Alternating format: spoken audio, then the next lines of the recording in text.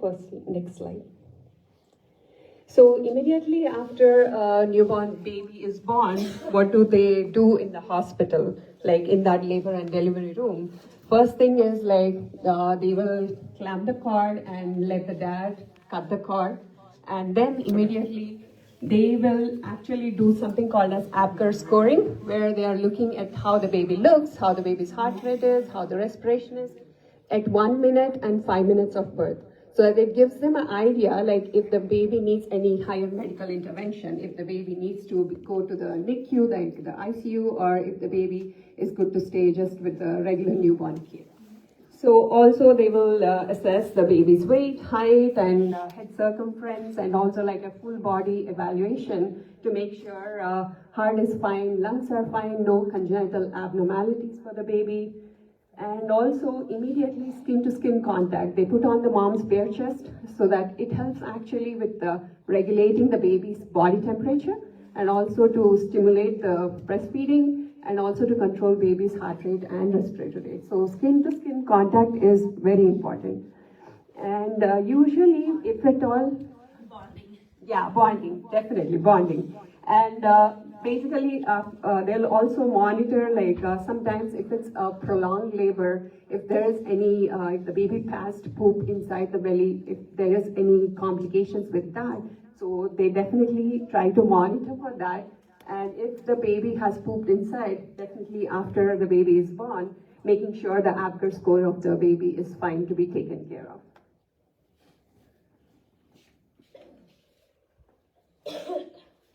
And they do the hepatitis B first dose within first 24 hours of birth. And at birth, they do vitamin K injection because there is something called as vitamin K deficiency induced bleeding disorders in babies.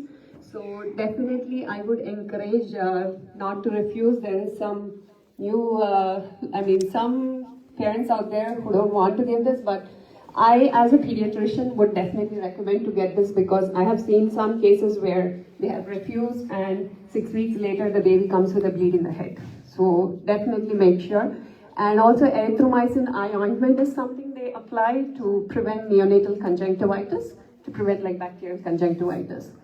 And usually, before the baby is discharged from the hospital, they do something called as a newborn blood test, newborn screen, that's done by the state of Indiana. So they evaluate for almost more than 50 genetic, metabolic, and endocrine disorders. So usually your pediatrician is the one who will follow up the results after the baby has been discharged. Within 10 days, you should get the result. And circumcision is something, if you have a male child and you decide to get circumcised, you have to inform the nursing over there, and usually it's the pediatrician who does the circumcision. And post-circumcision care, usually they will describe you applying Vaseline around it and making sure there is no bleeding. So those are some things to watch for. After going home, if you see that there is any abnormal bleeding happening from there, and also making sure it's healing well. And during your hospital stay, one important thing is to see a lactation consultant and making sure a good latch is secured before you get out of the hospital if you're planning on breastfeeding. Because making sure you're confident enough, but that is not enough even after discharge, I would definitely encourage seeing a lactation consultant at least until you're confident and you're sure that the baby is gaining good weight and the baby is getting enough milk. And even before, the first day of life, usually, even if you have not chosen a pediatrician, there is a pediatrician in the hospital who will come and evaluate the baby once they're born and on a daily basis before they are being discharged. And it gives a chance. Usually most of the parents pick the pediatrician even before going into labor, but if that has not happened, you still have the chance to choose your pediatrician because you want to have that first appointment set up 2 to 3 days after being discharged. So coming to feeding, so this is one of the biggest challenges in those first month actually. So there are choices, like you can either choose to breastfeed, some people choose to bottle feed, some people do choose to do both. So there is nothing right or wrong, but whatever is actually like, whatever is less stressful for you, whatever you feel like is doable for you. I'm saying it this way as a pediatrician, probably I should just say breastfeed, but I have gone through that phase. Yeah, it's okay. You are a human, so whatever you are comfortable doing with, that's what you stick to. There's no one judging, they are not the one who is feeding the baby. As long as the baby is thriving, gaining weight, and you as a parent are happy, that's what actually matters. So basically breastfeeding is definitely superior because it has more nutritional value, like more vitamins and immunity boosting, and also bonding with the baby happens. And definitely there are studies which show that mothers can get protection from breast cancer, ovarian cancer, and also postpartum depression. But in my case, I felt like breastfeeding was more stressful because yeah, my kids wouldn't latch, so I had to pump all through the 6 months. So that was like very stressful actually. And also you have to go back to work. Yeah, exactly. Yeah, so going back to work adds another layer of stress to that because it's there on your mind. You have to do your work in between. You have to go pump or. Breast milk supply. So the stress actually decreases, dwindles your breast milk supply.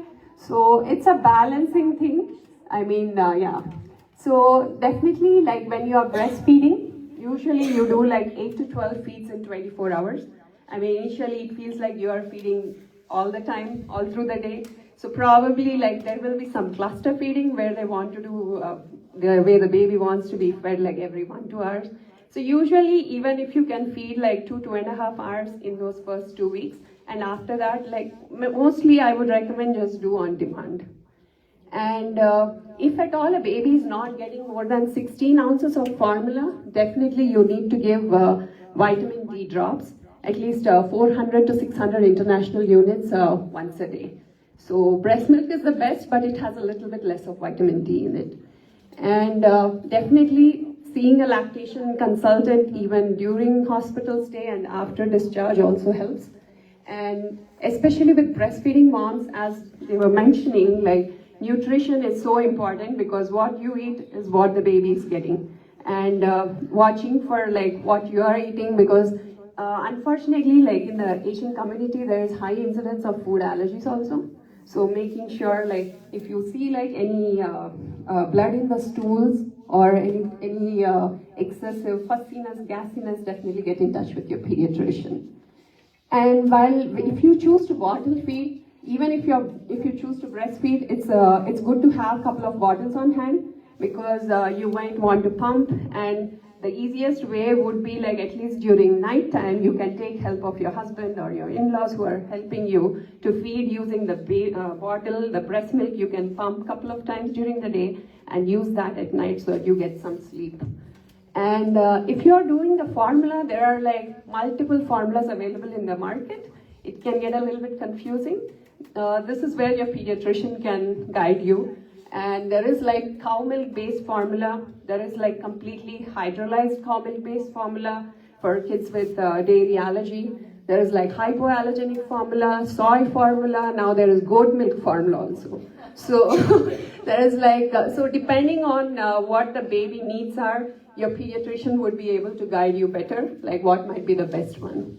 And make sure you read the labels and using proper water to mix the formula.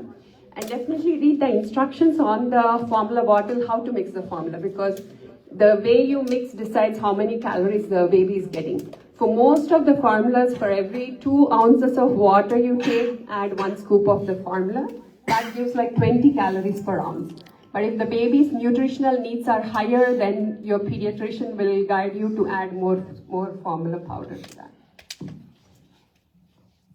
Yeah, one important thing I wanted to you to remember is babies do not need any extra water in those first few months. Whatever water they need, they are getting from the formula or the breast milk, because giving additional water can actually lower the sodium levels in the body and cause like water intoxication. So definitely remember, once they start eating like cereal or like baby foods, that's when you can start offering some water. And at the time of hospital discharge, the hospital makes sure the baby has like a hearing screen done.